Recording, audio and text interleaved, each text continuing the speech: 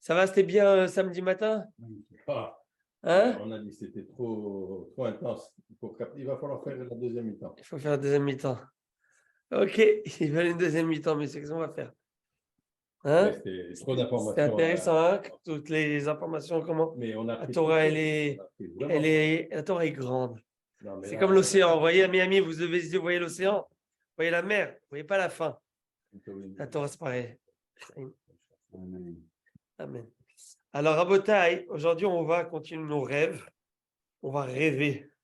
On va parler de toutes ces choses-là. Et après, je vais vous lire un commentaire qui est rapporté dans la Torah que j'ai beaucoup aimé. Je vais le lire. On va essayer de le réexpliquer. Le lire simplement. Et comme je l'ai dit, c'est un sujet qui est assez passionnant, cette histoire de rêve. Mais à la fin de tous ces cours, on va arriver peut-être à une conclusion que je vais déjà le dire, de toute façon. Et que ceux qui croient au Ainara, etc., peut-être par rapport au rêve, on va voir qu'il y a beaucoup de styles de rêve. Plus tu crois à la chose, plus elle pourrait arriver. Plus tu l'attires. Pareil, le Ainara. C'est impressionnant. Le Ainara, le mauvais œil, il existe. Je ne dis pas qu'il n'existe pas. Mais il est appelé par l'intérêt qu'on nous donne. Voilà. Et la peur qu'on a, clairement. C'est presque. Il existe grâce à nous, en fin de compte. Vous voyez, à l'importance qu'on va donner à cette chose. Il est là. Si on s'en sépare, si on dit ça glisse, eh ben ça glissera. Alors, monsieur, on a deux choses. On a monsieur Zenati et après monsieur Bournier. Je vous écoute. Oui, moi je voulais vous comprendre. Les rêves venaient chez les tzadikim, nos patriarches, c'était des messages divins. Est-ce que aujourd'hui, nous on rêve, on n'a pas de message divin? Ça tombe bien votre question. C'est les prochaines lignes de la Gemara. On verra qu'il y a trois sortes de rêves. Il y a des rêves qui sont des rêves qui sont prémonitoires. Bravo. Il y a des rêves qui viennent la nuit, c'est par rapport à ce dont on a pensé la journée. Et les rêves, c'est des hallucinations faites par des shédim, par des démons pour pouvoir nous embêter. Et même dans les rêves qui sont prémonitoires, qui sont certaines prophéties, pas tout est vrai dedans, comme on l'avait vu. De la même manière que dans la récolte, il y a le blé, il y a la paille, c'est intéressant. Pareil, il y a des déchets, même dans le rêve. Il faut même pas en faire ça. Ouais, ouais. Donc, on va développer ça dans quelques instants, ok? On va développer ça. Il y a des rêves qui sont clairement prophétiques, tout à fait. Justement, j'étais en train de voir un chiot, le fameux Rav, je vous ai dit, qui parle, le Rav Boassalom qui parle des rêves. Et parfois, il dit, les rêves, est-ce qu'il y a dans les rêves, lorsque parfois, ce sont des proches qui viennent nous voir? Ils viennent nous annoncer des choses, ils viennent nous dire. Quand vous dites des proches, ça peut être des décédés. Décédés ou des vivants. Ils viennent nous voir, ouais, non, décédés. Autre chose, c'est-à-dire quoi? C'est-à-dire qu'ils savent ce qui se passe ici, ils veulent nous prévenir. Plus encore, le rêve, comme on a dit, même si parfois, on va avoir des rêves qui peuvent être angoissants. Mais ça ne veut pas dire que tu es pris dans une certaine fatalité, c'est ça le piège. D'y croire à une certaine fatalité, tu rentres dans cette fatalité du rêve. Mais si tu ne crois pas, ou plutôt, tu dis ici, on me l'a envoyé, c'est pour que je me réveille à un certain point, alors tu peux changer la donne. Parce que sinon, on ne t'aurait pas donné à rêver, si tu ne pouvais pas changer la donne. Donc parfois, c'est des signaux qu'on t'envoie. Voilà, on a développé les 2 derniers cours cette idée. J'ai fait une dédicace, justement, je vous ai fait une dédicace, ce que j'avais dit, commence le cours des rêves et les attachés me viendrez en bonne santé si Dieu veut. Et voilà, vous êtes là. Alors, à Botaï, on va étudier beaucoup de choses. Et ça, c'est pas vrai. Mais il a raison. Le whisky, vous l'avez loupé. Alors, les c'est qu'on va voir pas mal de petites choses, ok? Qu'on va essayer aussi de lire. Ici, j'ai beaucoup aimé, ils ont fait un condensé et un résumé de tout. C'est très bien fait. On viendra dans un instant. Alors, on commence. Avec cela. Il nous dit comme ça. Vous vous souvenez qu'il y avait 3 talmudistes qui étaient installés ensemble. Ils ont dit que chacun partage un nouvel enseignement que personne n'avait entendu auparavant, qu'on ne connaissait pas, inédit. Donc chacun avait donné un enseignement. Voilà, un avait dit un hidouche par exemple, celui qui arrive dans une ville et qui a peur du Aïnara, du mauvais œil, il a peur qu'ils disent cette phrase, qu'ils prononcent cette phrase, qu'ils disent je viens et je suis descendant de Yosef Hatzadik, de la tribu de Yosef, je suis de la famille de Yosef, et dont Yosef, le Aïnara ne le touche pas. Alors, c'est la phrase, etc. On voit que Ben Porat, Yosef Ben Porat, parce que Yosef Hatzadik qui dépasse tout ça. Yosef Hatzadik qui dépasse tout ça. Alors, ça, c'est par rapport à ça. Ça, c'est une force, le Aïnara, c'est une force métaphysique qui touche le physique. Ouais. C'est une force, voilà. Et qui attends, mais elle touche et elle brûle. C'est un peu comme le courant. Tu mets le doigt dedans, tu ne le vois pas, mais tu vas. Voilà. Ça, c'est... Par contre, ils me disent clairement, c'est que tu donnes cette importance, c'est toi qui la donnes. Si quelqu'un il avait raconté une histoire, il est rentré à Renault Dépôt, bon, en Israël, c'est Renault Dépôt, ça s'appelle Tambour. OK? Et le gars donc, qui était avec son fils, un client, il dit, s'il te plaît, il demande au caissier, là, au rayonniste, et il lui dit, s'il te plaît, tu peux me donner 3 ampoules? Alors il le voit, il dit, avec plaisir, il lui donne. Il dit, c'est ton fils que je vois? Il dit, oui. Il dit, ah, qu'est-ce qu'il est mignon. Incroyable. Il est merveilleux. Il lui dit, s'il te plaît, donne-moi 5 ampoules, 5 ampoules. Il est tellement il est tellement dans cette peur et de cette... Par exemple, il avait raconté ce rave, justement, qu'il faut un de ses élèves était venu avec le fil rouge, là. Oui. Il dit, je viens du Kever. Après, il voit avec ce fil rouge. Il dit, c'est quoi ce fil rouge? Et ce fil rouge, c'est contre le Aïnara. Aïnara. Bon, je ne dis pas que c'est pas faux. Hein. Je ne dis pas que c'est faux. Il y a quelque chose dedans. Mais, voilà. Mais il dit, ah, c'est. Ouais. Alors, il dit. Je me demande s'il n'y a pas. Il y a quelque chose d'ésotérique. Quoi? Ça devient. Superstition. Ouais, c'est vrai. Clairement. Mais il y a quand même une base, c'est pour ça qu'il y en a qui le mettent. En tout cas, mais beaucoup ne croient pas. Alors, il a dit, c'est quoi? C'est pourquoi tu le mets? Il dit, j'étais au Kever Rahel, c'est une ségoula contre le Haïnar. Il est intéressant, il a dit, moi, je sais que c'est une ségoula pour autre chose. Il dit quoi? Pour la bonne part de ça. Il dit, ah, Rabbi, je ne savais pas, merci de me le dire. Il dit, comment tu l'as payé ce fil? Il a dit 7 shekels. Et il dit, à ton avis, celui qui te l'a vendu, combien il l'a payé? Il dit, pourquoi 3 gourottes, ça veut dire 3 sous. Et il dit, c'est une très bonne parnassa pour lui. Et tu imagines, je ne connais pas quelqu'un qui achète pour 3 sous qui revend à 7 shekels. Ça, c'est des. Alors, c'est une bonne parnassa pour l'autre, tu vois. Bon, en tout cas, alors, on y va. N'est pas de David, non? Oui, non. Ah, de Joël avec son fils. Super. Baruch Haba, viens mon Tzadik. Yehoshua. Alors, Yehoshua, ici présent, va nous dire pourquoi il s'appelle Yehoshua. Est-ce qu'on peut le permettre ou pas? Vas-y. Est-ce que Yehoshua peut nous dire pourquoi il s'appelle Yehoshua? Vous permettez? Regardez comment un Kadosh Baruch Hu, il fait les choses. Alors, Yehoshua, tu sais pourquoi tu t'appelles Yehoshua? Oui. D'abord, qui était Yehoshua? C'était le deuxième Dirigeant ouais. d'Am Israël. Tout à fait. Après Moshe Rabbeinu, c'était l'élève de Moshe. Il est devenu le leader d'Am Israël. C'est lui qui nous a fait rentrer en Eretz Israël, qui a fait les conquêtes.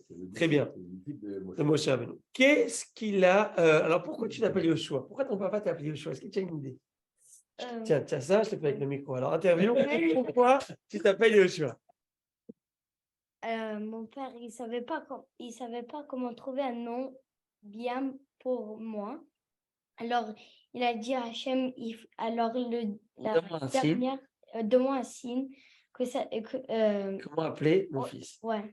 Alors, il a dit la dernière phrase du paragraphe. Alors, ton papa est monté à la Torah le Shabbat. Oui. Et il est arrivé, il y avait beaucoup de noms. Et il est arrivé à la Torah et à la Parashat Shelach. Et on l'a fait monter. Et on lui a lu la Parasha où il disait, où Moshe Rabbeinu, il appelait son disciple Hoshea, il appelait comment? Yehoshua. Et depuis, et voilà, il a été nommé sur Yehoshua par rapport à ça. Dieu, il pousse Monsieur le rabbin, voilà, vous savez, monsieur le rabbin, vous Oui. savez pourquoi on a mis le Yud en plus pour Yoshua? Allez, Parce pourquoi? que les 12 tribus d'Israël, quand vous additionnez toutes les 12 tribus, vous avez 49 lettres. Et quand les Meraglim sont partis, tous les Meraglim, leur nom, il y avait 48 lettres. Alors, pour égaliser que tous les Meraglim représentent toutes les tribus, il a ajouté une lettre, le Yud, pour faire 49. Hazak ou Baruch. Hazak ou Baruch. Bravo, M. Bronner. Alors, on avance. Moi, nous dit comme ça. Celui qui a peur du Aïnara, je vous ai dit quoi faire. Vidahil me'ina bishad dile. Vidahil me'ina bishad dile. Lihziat arfat in khiri ismale. Et s'il a peur de son Aïnara, ça veut dire quoi son Aïnara? Deux explications, nous avons dit. Ou une personne qui craint de mettre un mauvais œil sur quelqu'un d'autre, en fixant les biens lui-même. Ou il y en a qui disent qu'elle craint d'être victime de son propre mauvais œil. Une personne peut être elle-même victime de la haine qu'elle se met à elle-même. Ah ouais. Ouais. C'est-à-dire qu'elle est tellement, des fois, imbue de sa personne, ou des fois, elle est tellement fière d'elle, ou tellement. Elle peut se mettre une haine à elle-même. Alors, qu'est-ce qu'il doit faire dans ce cas-ci? Très intriguant. Qu'elle regarde la surface de sa narine gauche. Voilà. Alors, quelle explication? Je n'ai pas vu, mais là, je vais expliquer. Et j'attendais que Shabbat passe pour vous expliquer mon idée. L'idée, c'est que Shabbat, on a expliqué que Eldad ou Medad sont nés alors c'est des idées ésotériques. Ils sont nés dans. C'est sur des Neshamot, de grands Neshamot, comme vous tous, comme nous tous. On fait tous partie des Neshamot créés par Kadosh Baruch Hu. Et chacun fait partie du corps de Adam et Chava. Ça veut dire cette Neshama, elle fait partie de l'œil. Ce côté, c'est pas physiquement, mais il y a quelque chose, il y a une idée, il y a une idée sous-jacente qui est exprimée à travers la position de l'endroit, de la Neshama. Et on a expliqué que les deux hommes, la Parashat Be'alotecha, nous avons lu, c'est deux demi-frères, les deux demi-frères de Moshe Rabbeinu. Vous savez que Moshe Rabbeinu, il avait des demi-frères, Eldad et Medad. Et Eldad et Medad, on a expliqué que c'est sur la poitrine de Chava, il y a les attributs de Elohim, qui est Dieu. El, c'est dans le côté droit, c'est la miséricorde. Yud même, c'est le côté gauche, c'est la rigueur. Et au milieu, c'est le Tiferet, c'est le He, qui représente l'équilibre entre les deux. J'explique que Eldad, on a expliqué ça du nom du Rachabit, au nom du Harizal, que Eldad, El, c'est le début, Dad, ça veut dire la poitrine, ça. Mais c'est le Im de Mem Yud. Très bien. Alors, j'aurais voulu expliquer que dans Adam Arishon, dans tous les sens qui n'ont pas fauté, c'est quel? On a expliqué, c'était le nez. Tous les sens qui ont fauté, c'est les yeux, le toucher, l'oreille, ils ont écouté, ils ont été incités, ils ont mangé, le goût, etc. Donc tout ça, ça fait partie. Mais il y a une chose qui n'a pas fait partie, c'est le nez. Mais le nez ne peut jamais fauter. Alors, il peut sentir les choses interdites. Alors, qu'est-ce qui se passe en sens interdit, en sens, etc. Alors, qu'est-ce qui se passe? Alors, il dit, le nez n'a pas fauté. Alors, moi, j'aurais souhaité dire comme ça, qu'il voie le nez. Parce que tout le reste, tous les membres ont vu, ont convoité, ont voulu s'approprier quelque chose qui était interdit. Là, pareil, là, on te dit, regarde la narine gauche. Gauche, c'est quoi? C'est la Gévoura. Je vous expliquais samedi, c'est la rigueur divine, mais la rigueur divine, c'est aussi tout ce qui représente et symbolise les forces du mal. Maléfique, pourquoi? Pourquoi le gauche est le maléfique? Parce que le côté mi, im, Elohim. Et kim, j'ai expliqué Yud même, c'est les lettres que mi, c'est qui? C'est le doute. Dès que le doute est là, il s'installe, on a l'impression qu'on peut tout gérer, on peut tout faire nous-mêmes. Donc il faut contrôler les forces du mal, maléfiques, qui proviennent du côté gauche, et le seul organe qui n'a pas fauté, c'est le nez. Donc l'œil nabiché, il part à ça, et qu'il ne met pas son Ainara sur l'autre. C'est-à-dire qu'ils comprennent que tout vient provenir d'Akadosh Baruch Hu, il n'y a pas de doute. Si l'autre mérite, c'est bien. C'est à lui que mérite, c'est bien. Et de la même manière que le nez n'a pas fauté, qui reste dans cette même thématique. Voilà. Parce que l'autre, Adam et Chava, ils étaient jaloux, ça veut dire quoi? Ils étaient envieux de prendre la chose qui leur était interdite. Ils ont convoité ce fruit. Ce fruit qui est, voilà, c'est interdit. C'est l'idée. Bon, je ne sais pas ce que ça vaut. Si ça vaut quelque chose, c'est très bien. Sinon, Shalom Israël. Patach veidar, on avance. Patach idach vamar. Notre Amora qui a dit comme ça. Aïman de halish. C'est quelqu'un tombe malade. Yom akamal olégalé. Le premier jour qu'ils disent pas, le premier jour qu'ils se sentent mal, qu'ils disent pas à personne. Je me sens mal, je me sens. Ok. C'est une des raisons aussi, vous savez, alors nous, quand il y a des gens qui sont malades, maladie quelconque, ou ne disent pas. Ne le disent pas. Au début, ils ne le disent pas. Puis après, ils le disent. Si ça a commencé, au début, ils ne le disent pas. Pourquoi ils ne le disent pas au début? Pourquoi ils ne le disent pas? Pourquoi? C'est ici l'Agmara dit afin que son sort ne se détériore pas, son mazal ne se détériore pas. On a une règle. La Satan. Ça veut dire quoi la Satan? L'homme, il ne doit jamais ouvrir la bouche au Satan. Et depuis cette idée, ça veut dire que lorsqu'on commence à dire, à ouvrir, on peut développer, laisser, attirer ses. Alors, tant que c'est au début, pas besoin. Peut-être que le Satan va s'arrêter, le klala, etc. va s'arrêter. Mais si tu vois qu'elle persiste, dès le deuxième jour, etc., tu peux demander aux gens de prier pour toi et le dire afin que les gens prient pour la personne. La Gemara, les gens qui ne veulent pas annoncer quelqu'un est cancer, c'est contre la Haïnara. C'est contre la Haïnara. Clairement, c'est contre la Haïnara. Est-ce que La Haïnara existe. Et surtout, si la personne sait qu'elle est soumise et exposée au Haïnara, autour d'elle, des gens qui sont jaloux. Et malheureusement, le psychique de l'homme travaille. Même tu ne crois pas, mais l'homme, le psychique, il est là. Il y a des gens, des fois, il y a toxiques autour de toi. Tu veux ou non, tu prends un cœur. Alors, vaut mieux pas s'exposer ou ne pas dire. Rabbi Mami, je vous écoute. Est-ce qu'il y a une description où c'est vraiment invisible dans la description quand on parle du Satan, qui devient une forme humaine, ou c'est invisible, c'est vraiment dans le ciel? Alors, le Satan, il a 3 casquettes. Ah. C'est une même personnalité qui a 3 casquettes, qui a 3 shlichut, 3 missions différentes. Maria nous dit comme ça. Ou à Yetzerara, ou à Satan, ou à Malach. C'est le Yetzerara, c'est le Satan et c'est le Malach Hamavet. Alors, le Yetzerara, je comprends. Malach Hamavet, je comprends. C'est-à-dire comme ça. Maintenant, le Satan qui est le Satan. J'explique, c'est quoi Yetzerara? Le Yetzerara, la mission de Yetzerara sur Terre, c'est de demander, c'est de faire fauter l'homme. De lui donner bonne conscience pour faire des erreurs ou des fautes.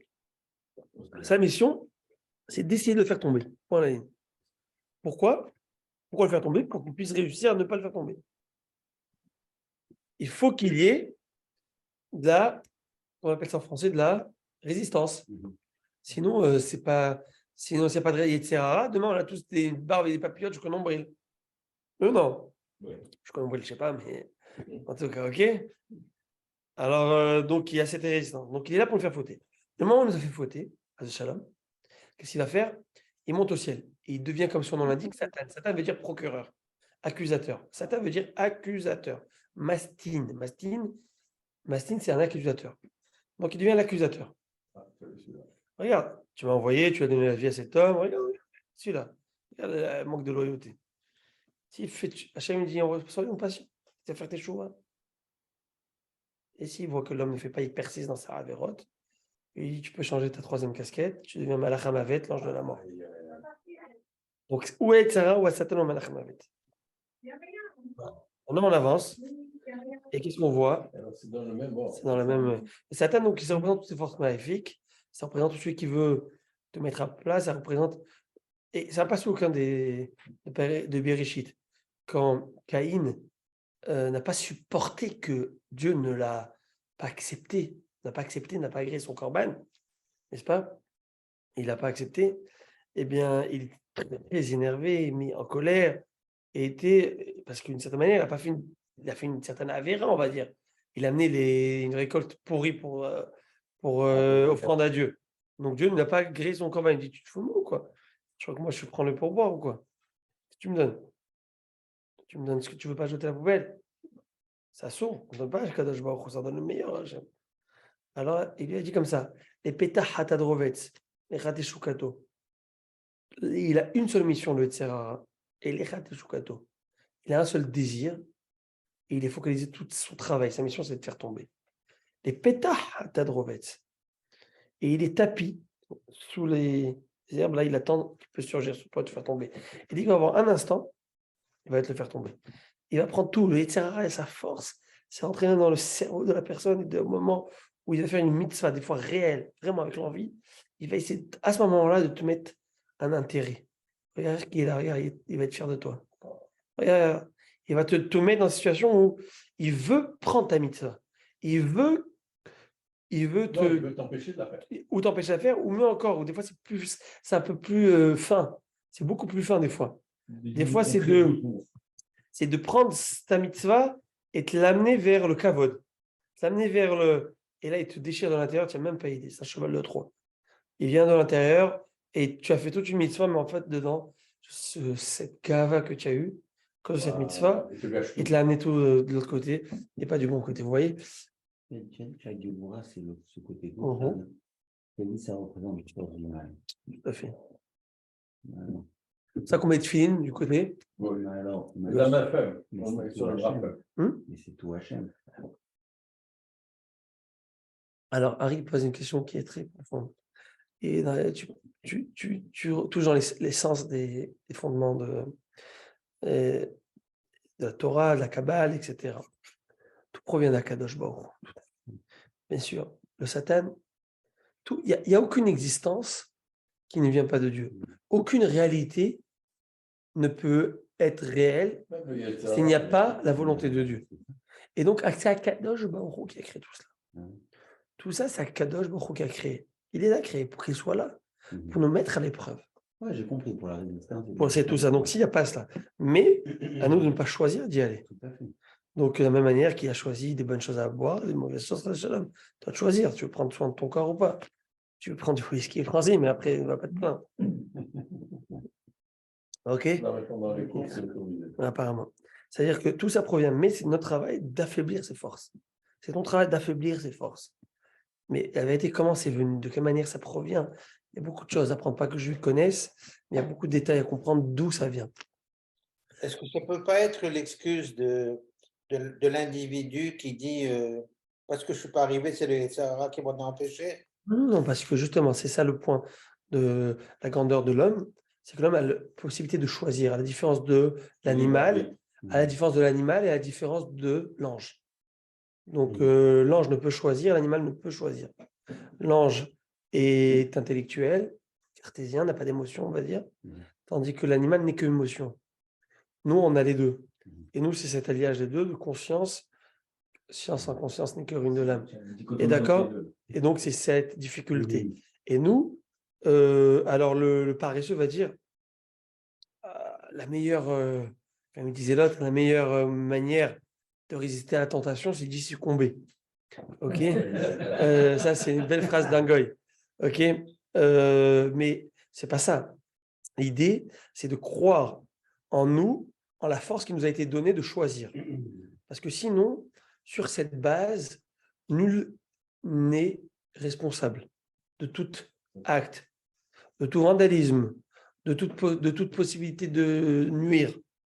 Tu es responsable. Pourquoi il y a la notion de responsabilité de justice dans le monde? Parce que l'homme est responsable de ses actes. L'homme a en lui la possibilité de pouvoir agir ou ne pas agir, de se dominer ou pas, se contrôler. Et ça, c'est la base de toute justice civique dans le monde. S'il n'y a pas ça, par exemple, il y a aujourd'hui une nouvelle chose qui s'appelle la non-lucidité. Ça veut dire qu'il n'y avait pas cette lucidité. Il a fait pas en connaissance de cause. Une personne qui était droguée, mais très souvent, chez nous, la Torah, ça n'existe pas cela. J'explique ça, ça n'existe pas. Un fou, c'est un fou, oui. Ça, c'est une chose qui est une réalité. On va pas, par exemple, à Katan, un enfant de moins de 13 ans n'est pas responsable de ses actions, même s'il fait une Avera Michel Shabbat, il ne va rien lui faire. Parce qu'il n'est pas conscient de son action. Un fou, un choté, aussi, il n'est pas conscient, point. Par contre, quelqu'un qui s'est mis dans une situation d'inconscience, là, c'est tellement où il a mis le pas dans la conscience. Par exemple, c'est OK, ça, c'est son problème. Tu t'es mis dans une situation où tu ne pourrais plus après gérer. Tu avais la capacité de résoudre. Ne pas rentrer dans. Tu te mets dans une situation où tu ne pourras plus gérer. Ça, c'est un grand problème. OK? Tu n'as pas le droit de te mettre dans la gueule du lion. C'est ça l'idée. Alors maintenant, de la bouche du lion. Alors maintenant, et ça, il faut savoir, monsieur Rabbi Aaron Zenati, il faut savoir que ça, Akadosh Baruch Hu, en donnant une épreuve à quelqu'un, il donne automatiquement les forces avec. C'est comme vous. Disons que vous êtes un coach. Vous êtes coach éducation physique et sportive, ok? Vous demandez maintenant à vos élèves de faire les 100 mètres, ok, en 7 minutes. 3 tours, 7 100 minutes. mètres. Non, 7 c'est secondes. Peut-être 10 secondes. Hein? 7 10 secondes. secondes. Je parle après la Dafina. Ah, Ok. Ils me disent, ok, j'ai pas les trucs. Les 100 mètres, c'est 10 secondes, 10, 12 secondes. Hein. Ah, 10-12 secondes. Ah, non, Ouais, je suis loin du compte, messieurs. J'espère que vous n'allez pas être mon professeur. Vous êtes très dur avec moi. Bon, en tout cas, et donc, comment tu as dit? 17 Ah, secondes, ça, ça fait c'est le championnat. 7 secondes, c'est même pas un symbole qui l'a fait. Bon, disons, allez, on va être les 500 mètres en 1 minute, ok? Je donne un exemple. Toi, tu viens, tu pousses tes dim, allez, toi, je t'en prie, tu te fais les 50 secondes, ok? Cet élève que tu vas voir, tu sais qu'il en est capable. Oui ou non? Oui. Tu sais, maintenant, c'est quelqu'un qui a une forte corpulence. Tu sais qu'il n'en est pas capable. Tu ne vas pas aller le voir, tu ne vas pas lui dire de faire à 50 secondes. Et fais-le moins en 1 minute 10. Je serais très fier de toi. Donc, chacun, tu vas aujourd'hui prouver la personne selon les aptitudes et capacités qu'il a. Si on a une émouna en Dieu, que Dieu ne fait pas les choses par hasard, mais qui envoie chacun selon son niveau. Et là, tu le vois, la vérité, il y a des gens, Dieu nous en préserve, qui ont des épreuves. Et tu te dis que Dieu nous en préserve. Mais moi, avec un millième de son épreuve, j'aurais pas pu marcher dans la rue aujourd'hui. Alors, allez-nous. Le type, il est là, et les prières, et la routine, le quotidien, le train-train, le sourire. Je dis, mais comment il peut faire ça? Comment il va cette force? Mais cette force est enfouie en lui. Parce que lui, il a cette neshama, parce que lui, il a cette force. Et c'est pour cette raison que Khamim nous disent que l'homme ne doit jamais se mettre en situation d'épreuve.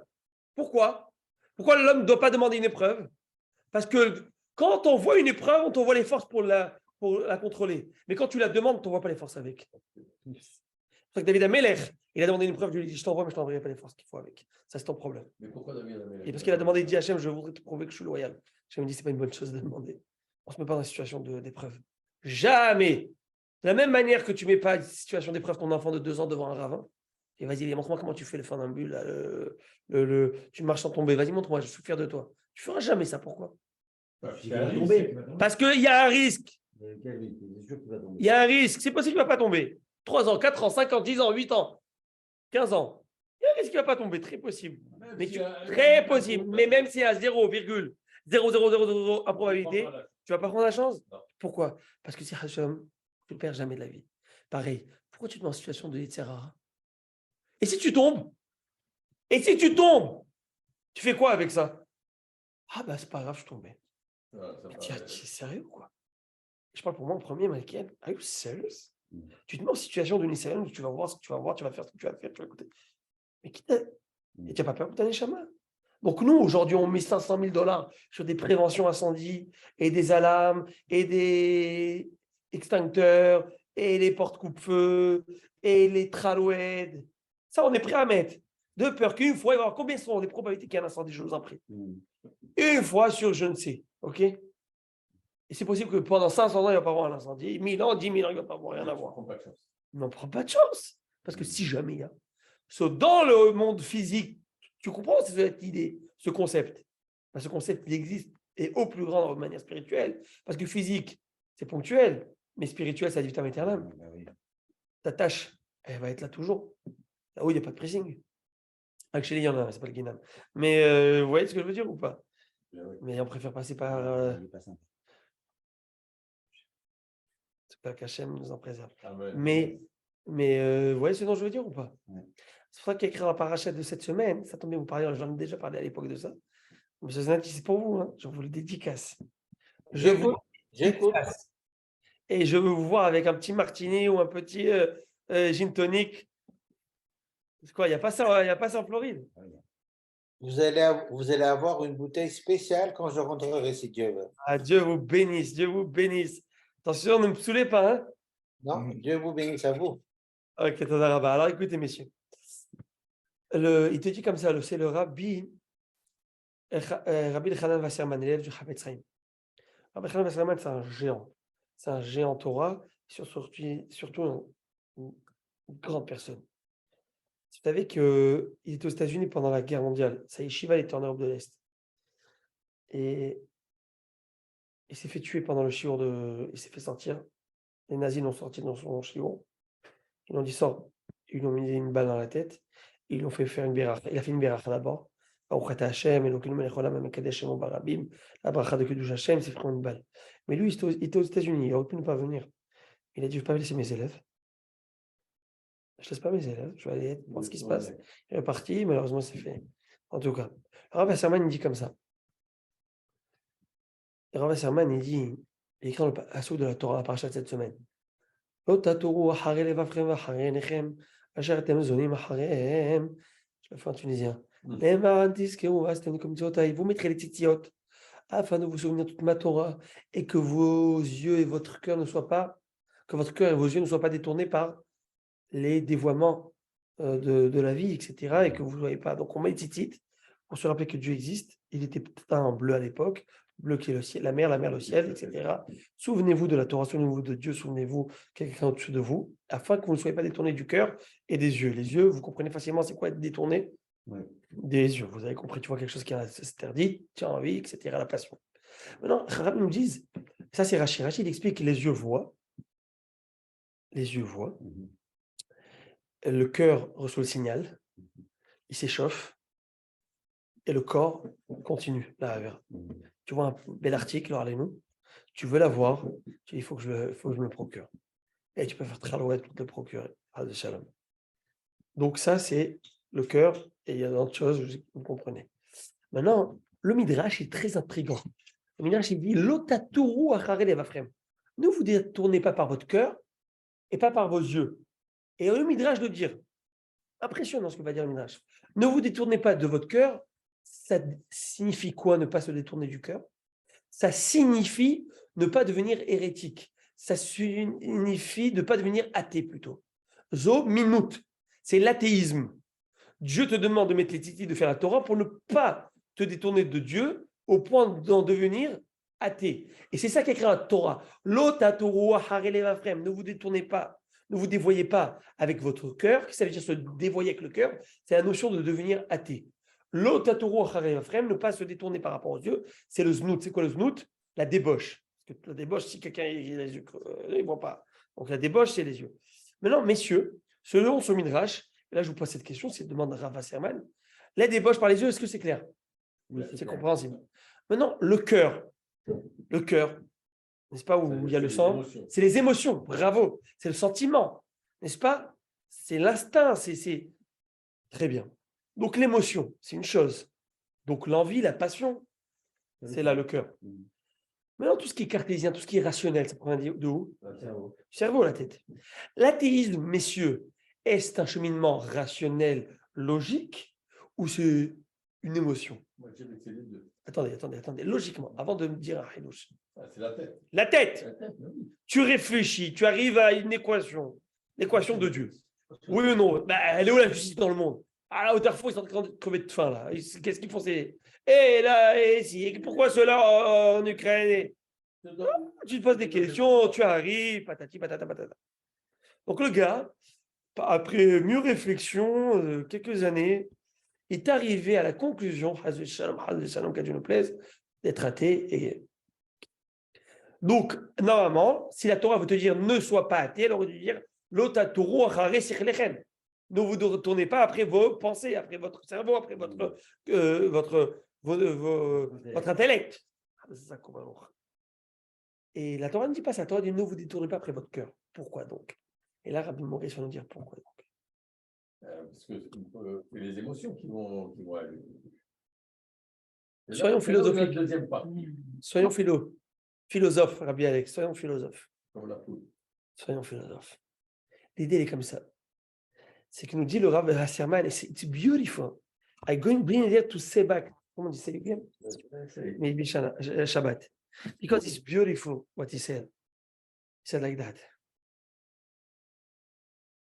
Un homme, croire en Dieu, ça tout enfant de 3 ans peut y croire. Par un raisonnement basique.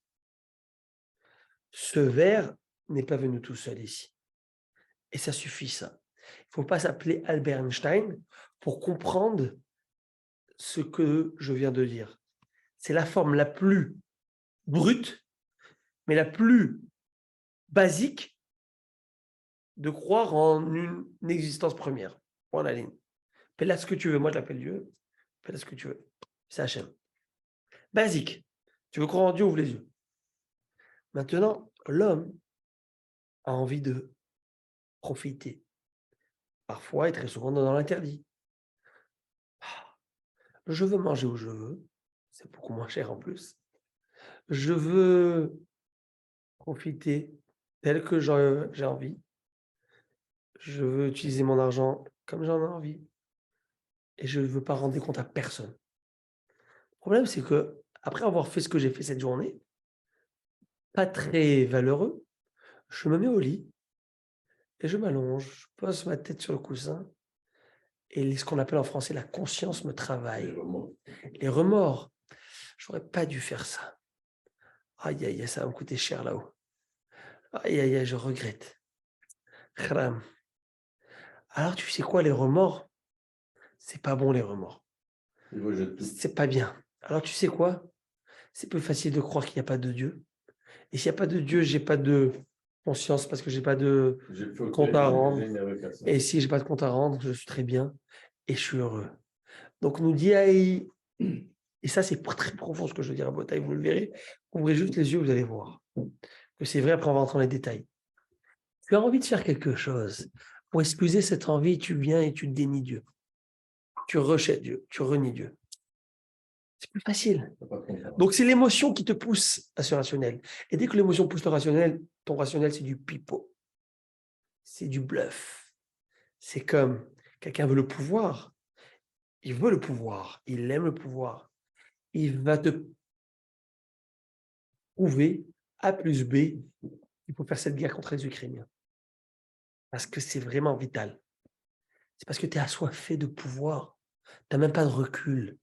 Toi, c'est logique, mais il n'y a aucune logique. C'est complètement émotionnel. Tu penses que c'est la bonne chose à faire. Pourquoi? C'est qu'en fin de compte, ton intellect est dirigé par un pilote. C'est qui? C'est le cœur. C'est l'envie. Et là, tu n'as rien compris. Et tant que tu fais ça, tu es sous la maîtrise du etc.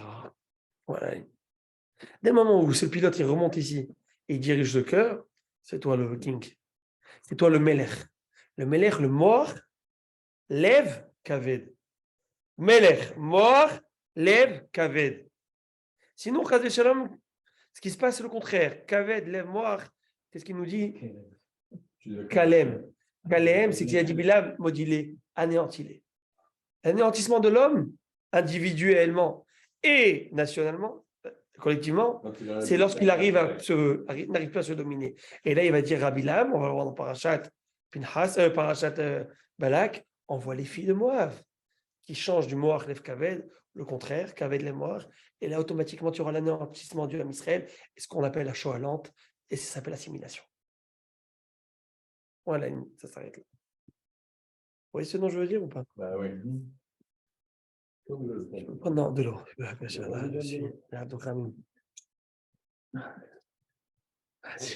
arriver à la maison, je vais lire entre les lignes. Je suis natif, vous êtes avec moi?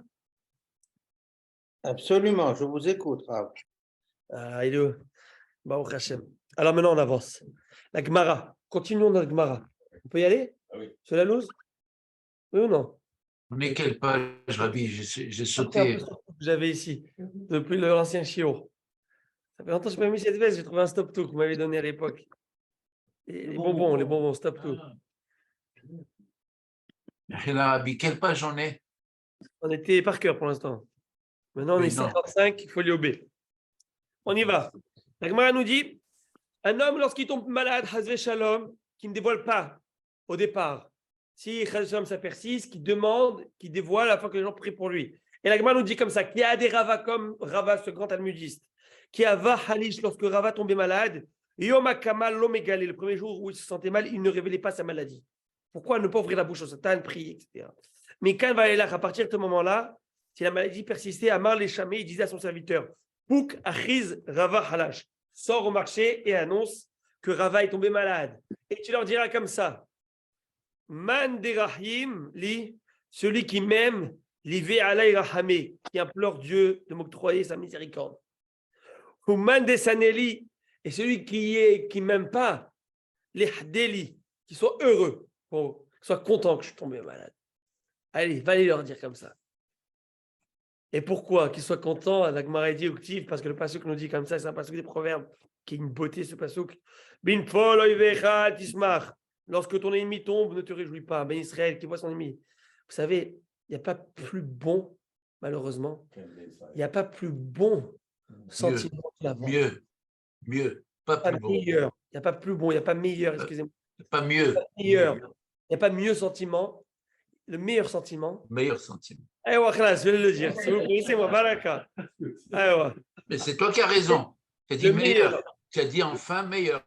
Tu as dit Le le meilleur. mot. Voilà. Le meilleur, c'est la vengeance. Areva, Anekama. Anekama, mais t'écoutes. Aïe, aïe, aïe, c'est venger. C'est une jouissance, mais qui est monstrueuse, satanique. Elle est grave. La vengeance, c'est un plat qui se mange froid. Ouais. Mais celui qui est là, et c'est assourd, la Torah te dit, ne sois pas. Alors de voir ton ennemi tomber, se fracasser, celui qui t'a essayé de te dérober dans les affaires, il tombe maintenant, ah, le bon Dieu, il a payé. Quand ton ennemi tombe, ne te réjouis pas. Ou quand il trébuche en échec, veille à ce que ton cœur ne soit pas joyeux. Vous avez vu les deux formes? Parce que des fois, ok, je ne vais pas me réjouir, je ne vais pas faire un haïm, ça chute. Mais dans ton fort intérieur, tu dis, bien fait pour lui. Bien fait pour lui. Je l'ai mangé celui-là. Shem Yatin, que Dieu nous ça, c'est un travail de midot. Comme pour Yacher Moshe, non? Ouais. Ne pas se réjouir de C'est la mort différent. des autres. Ceux-là, il faut s'y réjouir. Et quand il y en a un qui meurt comme ça, il faut dire merci à Hachem, encore deux comme ça. Ah bon, je pensais que le bon Dieu ne voulait pas qu'on... Ton ennemi, ton frère, qui s'est fait mal, c'est une chose. Mais ton ennemi déclaré, et qui ne veut pas ton mal, qui veut que ton mal, qui ne veut à aucun moment ton bien, celui-là, c'est bye, ciao. On ne veut pas de toi. Et là, on connaissait l'histoire avec Aman Aracha. Mordechai Oui. rentre. Aman rentre, appelé Mordechai pour lui faire le tour sur le cheval. Oui, La monture oui. royale, vous vous rappelez? Mordechai était en jeûne, après 3 jours de jeûne. Mordechai n'avait pas les cheveux coupés. Mordechai n'était pas prêt, ne pouvait pas s'installer dans une monture pareille lorsqu'il n'était pas prêté. Il lui dit, je n'ai pas... Comment me couper les cheveux? Il lui dit, Mordechai lui dit, Aman, qu'est-ce qu'on fait? Et je ne sais pas, c'est dimanche, tout est fermé. Et il dit, mais toi, tu n'oublies pas que tu étais un petit coiffeur, toi? C'était un coiffeur. Tu pendant 20 ans, 22 ans. Le Premier ministre va couper les cheveux. Il dit, alors vas-y, fais-le. Coupe les cheveux, il est fatigué. Il lui monte, il dit, allez, monte sur le cheval maintenant. Il dit, il n'y a pas de tabouret. Il n'y a pas de tabouret. Il dit, toi, descends, mets-toi par terre à 4 pattes, tu montes sur ton dos. Il est monté, il lui a massacré une vertèbre. Il lui a dit, tu n'as pas honte, écrit dans vos versets à vous. Une fois, lorsque ton ennemi tombe, tu ne dois pas te réjouir et toi, tu te réjouis. Il lui dit, ça a été dit sur un Ben Israël. Sur toi qui me veux de mal, antisémite Hitler. Tu sais ce que je te dis? Sur toi? Va moter motri dror. Toi, sur ton dos, tu l'écraseras. Je ne laissais rien. Poussière, rien. Ton ennemi juré, notre ennemi, nous, on ne fait pas les imbéciles. L'âme Israël a toujours été prévenant. Oh non. On ne va pas se laisser avoir. Jamais de la vie. Torah nous demande de nous défendre. Comme on écrit dans le Passouk. Celui qui veut te tuer, même si c'est ton frère, tue-le avant. Tue-le en premier. On a de la compassion, on a de la tolérance, de l'indulgence, mais on n'a pas de la bêtise. Et de l'innocence mal placée. Il n'y a pas ça. Celui qui me veut du mal, je laisserai pas un petit. Par contre, à mon frère, à moi, mon frère, s'il m'a fait du mal, peut-être qu'il n'était pas conscient du mal qu'il m'a fait. Vous voyez ce que je veux dire? Circonstance atténuante. Vous voyez? Et je ne peux pas être contemporain comme mon frère tombe. Pas possible. Mon frère juif. C'est de ça dont je parle. Ah oui. On avance. Mais le Hémet, et je vais vous le dire maintenant, le Hémet, là, je vous ai parlé des ennemis d'Israël. Mais quelqu'un qui s'est fait mal, entre guillemets, même qui n'est pas mon frère, vous avez compris, je n'ai pas le droit de me réjouir. Ce n'est pas éthique. C'est pas beau. On n'a pas le droit de se réjouir. C'est pour cette raison qu'on ne fait pas le Hallel. Et là, c'est ce qu'elle nous dit Rabbi Aaron Znati, le jour de la traverser la mer Rouge où ils sont tous morts. Oui, je suis content que mon ennemi n'est plus là, mais ce n'est pas une réjouissance, ce n'est pas de la jouissance. C'est je suis heureux de ne plus d'être protégé de ce malheur qui allait s'abattre sur moi. Mais je ne suis pas heureux du mal qui lui arrive. Vous voyez ce que je veux dire? C'est-à-dire, je me réjouis pas de la mort de celui qui me veut du mal. Mais je me réjouis d'être protégé de ce mal. Mais que lui, si lui, on aurait pu l'enfermer en prison, j'aurais préféré, vous voyez ce que je veux dire? Et ça s'arrête là. Même Hachem, il a La reproché prison, aux la mort, il le fasse. Vous voyez, quand on te met sur des Scud et sur ces missiles morts à Israël, ce n'est pas des câlinos qui vont t'envoyer là. Ce n'est pas des câlins. Tu comprends? Donc les gars, ils te le disent ouvertement. Cela, Oui, il faut que Hachem nous envoie. même Hachem a reproché aux Malachim de se réjouir quand ils ont vu les Égyptiens se noyer. On ne se réjouit pas. Ouais. Bravo. On avance. Alors, il a dit comme ça. Rava, il a dit, Baruch haba, monsieur Moïse Deri. Alors, il dit comme ça. Baruch Hanimtsa. Il lui dit, ceux qui veulent mon mal, Rava, il dit, ils vont être heureux. Et le verset me dit, lorsque ton ennemi tombe, ne te réjouis pas. Et là, quand il trébuche, veille à ce que ton cœur ne soit pas joyeux. Pourquoi? La fin du verset, parce que Penire Hachem verra be'einav, de peur qu'Hachem le voie et que cela ne soit désagréable à ses yeux. Si Hachem il voit que tu es content pour le mal qu'il a à l'autre, Hachem ne va pas être content de son mal. Et il détournera sa colère de lui, c'est-à-dire, il prendra la colère qu'il avait eue, la xéra qu'il a mis sur l'autre, et voilà, diriger vers toi qui est heureux. Ça. Alors, il dit quoi, Rava? Ceux qui veulent du bien, qui prient pour moi, et ceux qui veulent du mal, qui soient très heureux pour moi. Moi, c'est la maladie RH. Ok, vous avez compris ou pas? Ben oui. Stratégie. La Gemara raconte comme ça, au sujet des rêves. Shemuel, qui ava hazeh helma bisha. Lorsque Shemuel voyait un mauvais rêve, Amar, il disait ce pasouk. Donc c'est un pasouk dans Zecharia. Et il disait comme ça. Il disait comme ça. Vahalomot ashav yedaberu. Les rêves disent des mensonges. Les rêves, c'est une hallucination. Ce sont des gaz qui proviennent de la nourriture qu'on a mangée et qui sont montés au cerveau, on va savoir. Avec gaz à effet de serre. Ok? Qui ava hazal hamatava, lorsqu'il voyait un bon rêve, ah, merveilleux! Et ça l'arrange que ça arrive. Le matin, il disait, c'est un pasouk. Là, il détournait, il mettait un point d'interrogation à la fin du verset. Mais les rêves disent-ils que des mensonges? Vous avez compris ou pas? Quand c'était des mauvais, ils disaient déclaratifs, sinon interrogatifs. Active, mais il y a un pasouk qui dit Bahalom adaberbo. Vous connaissez tout ce pasouk? Pasouk de la paracha de cette semaine, messieurs. Bahalom adaberbo, dans un rêve, je parlerai avec lui. C'est qui m'a parlé de ça? Ah, c'est monsieur Zenati, tout à l'heure. Ah, vous étiez la star aujourd'hui. Sur l'histoire de Moshe Rabbeinu. Myriam, elle a dit, Myriam, sa sœur, elle a dit du Lachon Hara sur Moshe, oui. Et Hachem, il dit à Myriam et à Aaron, pourquoi vous n'avez pas eu peur de parler de mon serviteur Moshe? Mais vous, les prophètes, je vous parle dans une image, dans un rêve. Mais lui, c'est direct. La communication est établie 24/7, c'est par satellite. Ça s'appelle la ligne, vous savez, des links. Ligne directe. Vous connaissez Elon Musk? Justement, on va l'installer quelque part là, Kevin. Il y a des endroits au Québec, il n'y a pas d'Internet. Alors, on commande ces endroits. Hop, on met ça. Qu'est-ce qui se passe?